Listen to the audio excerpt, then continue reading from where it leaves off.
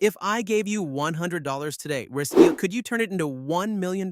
Sounds crazy, right? But it's not about the money, it's about the system. Here's exactly what I'd do if I had to start from zero in the US. First, I wouldn't invest. I'd flip. Take that $100 and buy something undervalued. Thrift items, electronics, anything you can resell. Then list it on Facebook Marketplace or eBay and turn $100 into $150. Then $200. Repeat this again and again until you hit your first $1,000. Now, most people make a mistake here.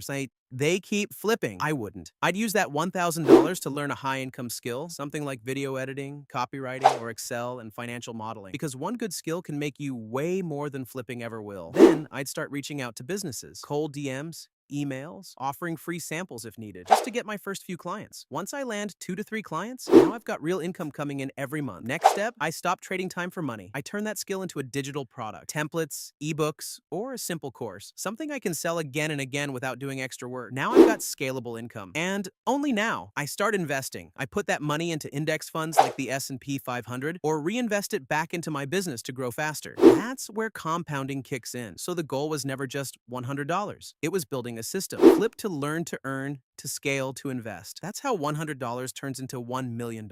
Follow for more real strategies.